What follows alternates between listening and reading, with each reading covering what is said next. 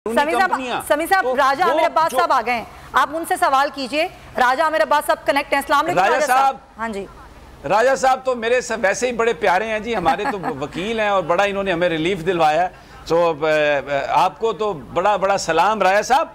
Sir, ये election commission ने जो एक फैसला दिया है, इसमें मेरा सवाल ये है कि इन्होंने कहा है कि जी 34 गैर मुल्की शख्सियात से लिए पैसे, कुछ कंपनियों के नाम भी दे दिए हैं। वफाकी हुकूमत से कहा है कि अगर आपके पास एविडेंस आए तो आप डायरेक्टली भी डिक्लेरेशन दे सकते हैं। तो मुझे तो लगता है कि ये मिले हुए हैं वफाकी हुकूमत के साथ और इन्होंने ये एक बॉल बना के फेंकी है कि अगला काम जी आप अब कर लें, और हुकूमत तो तैयार बैठी है हर तरह की जालसाजी करने के लिए।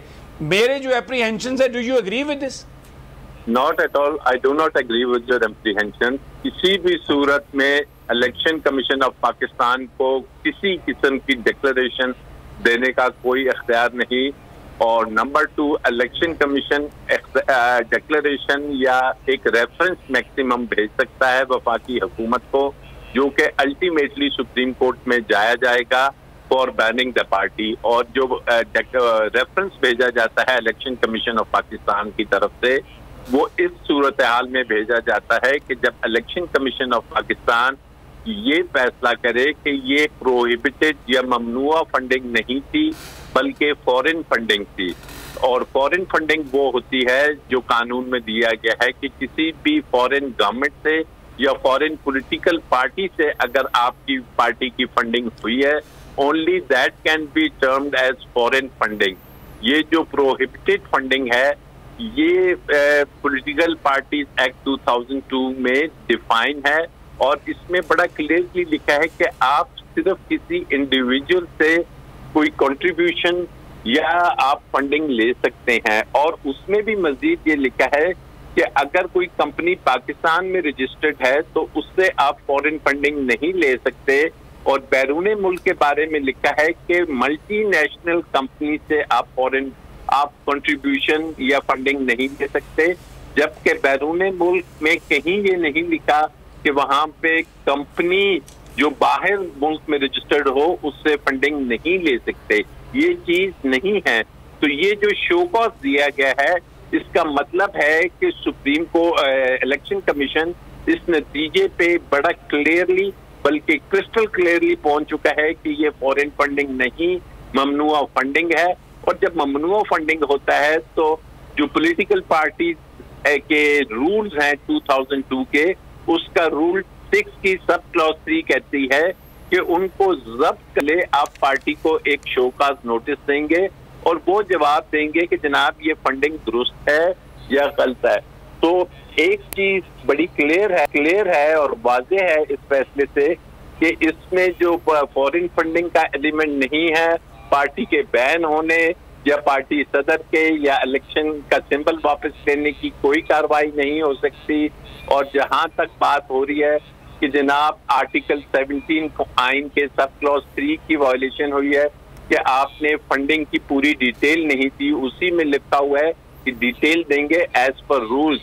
और रूल्स ये कहते हैं कि आपने जो डिटेल देनी है किसी भी ऑडिट से फर्म से आपने ऑडिट करवा के और उसके जो डिक्लेरेशन दी जाती है या सर्टिफिकेट दिया जाता है, इट्स मोर अ सर्टिफिकेट।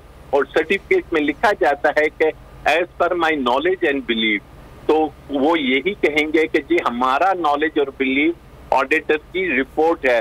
तो मैं समझता हूँ कि पॉलिटिकली ये फैसला किसी भी तरीके से पीटीआई की सियासत पे, उनके आइंदा इलेक्शन लड़ने पे असरअंदाज नहीं हो सकता।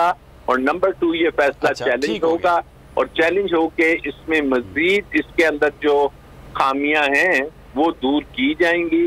तो इट्स अल्टीमेटली अ फैसला कि जो पीटीआई के हक में हुआ है, ना कि जो बहुत से चैनल्स ये बातें कर रहे थे कि फॉरेन फंडिंग होगी और राज की तरफ से ये आ जाएगा और फाइनेंशियल टाइम्स का ये आर्टिकल इस टाइम आना एंड अल्टीमेटली कोई ऐसा प्लान है।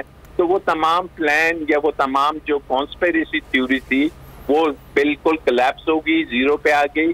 और अब इस फैसले को जो बेस्ट पार्ट है कि इनको चाहिए कि इस्लामाबाद हाई कोर्ट के फैसले के मुताबिक जो दीगर 2 पार्टियां हैं उनके भी बारे में ये फैसला आना चाहिए और एक बात आपको बता दूं, यहाँ तो डिक्लेरेशन पॉलिटिकल पार्टी के हेड इमरान खान ने दी है। उन दो के जब डॉक्यूमेंट्स आप चेक करेंगे तो एक में जरदारी साहब या बिलावल ने साइन नहीं किए हुए, बल्कि किसी और पार्टी लीडर ने साइन किए हैं उस डिक्लेरेशन पे, और नून लीग के भी नवाज शरीफ ने साइन नहीं किए, किसी और ने किया है। तो वो तो बिल्कुल ही फिर जो फॉल्स डिक्लेरेशन में आ जाएगा कि आपने जेलसाजी की है। तो मैं नहीं समझता कि कोई इसका ऐसा पॉलिटिकल इम्पैक्ट होगा। हाँ, जो फंडिंग जब्त होने की बात है उसे ये कॉन्टेस्ट करते रहेंगे। हाजी साहब, ये तौहीन अदालत की दरखास्त जो पीटीआई दायर करने जा रही है इस वक्त, ये कितनी मौसर इस वक्त साबित हो सकती है? क्या वाकई तौहीन अदालत की है इलेक्शन कमीशन ने नून लीग और पीपल्स पार्टी के फैसले साथ ना सुना के? देखिए, तौहीन की अदालत की वो देंगे इसीलिए कि जी वो लिख देंगे कि जनाब सुप्रीम कोर्ट ऑलरेडी ये डिसाइड कर चुकी है कि आप ये डिक्लेरेशन नहीं दे सकते कि एफिडेविट दुरुस्त है या गलत है।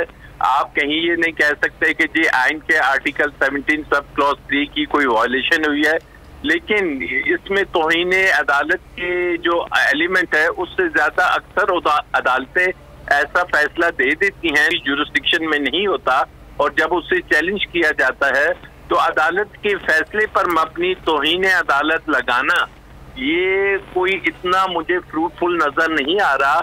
और मैक्सिमम वो ये कहेंगे कि जनाब इस्लामाबाद हाई कोर्ट ने आपको कहा था कि तीनों पार्टीज का आप इकट्ठा ये करें फैसला दें, और इस बारे में आपने नहीं किया। तो जहां तक तौहीन अदालत की बात है, मैं नहीं समझता कि ये कोई इतना स्ट्रॉन्ग केस होगा कि इसमें कॉन्टेम्प्ट ऑफ कोर्ट बनती हुई नजर आए। सही। अच्छा, एक चीज़ और है, ज़ाहिर है जो ये भी एक तासुर दिया जा रहा था, अब जो फैसला आया है कि जी ममनुआ फंडिंग, तो ये जो सारी सूरत हाल है कि जी पाबंदी लगा देंगे, तहरीक इंसाफ की जमात पर पाबंदी लग जाएगी। अब जो कानून है सर, जिस पे ये कहा जा रहा है कि ये आर्टिकल 17 शिक 3 की खिलाफ वर्जी की गई है, तो क्या कहता है कानून? क्या ऐसे पाबंदी लगाई जा सकती है किसी जमात पर? देखिए, आर्टिकल 17 सब क्लॉज 3 है आईने पाकिस्तान का, और आईने पाकिस्तान का आर्टिकल 17 सब क्लॉज 3 कहता है कि every political party shall account for the sources of their fund in accordance with law, के कानून के मुताबिक उनके फंड की जो सोर्सेज हैं उसको वो देने के पाबंद हैं। तो सोर्सेज कैसे देने के पाबंद हैं? इन अकॉर्डेंस विद लॉ। लॉ क्या है?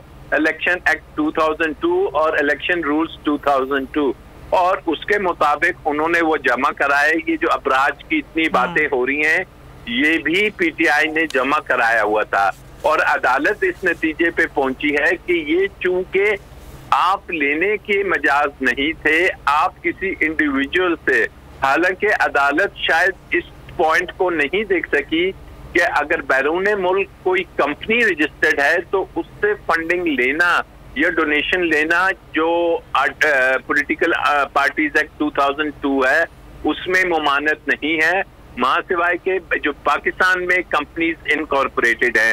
तो ये शोकास देने का मकसद ही ये होता है कि आपसे पूछा जाता है कि क्यों ना ये जब्त किया जाए, तो उसका जवाब पीटीआई देगी कि जनाब इन कवानीन के तहत ये हम ले सकते थे, और अगर किसी मल्टीनेशनल से लिया गया है तो फिर वाकई ही पीटीआई वो नहीं ले सकती थी, तो वो फंडिंग जब्त हो जाएगी। सब्सक्राइब करें और बेल दबाएं ताकि कोई खबर रह न जाए।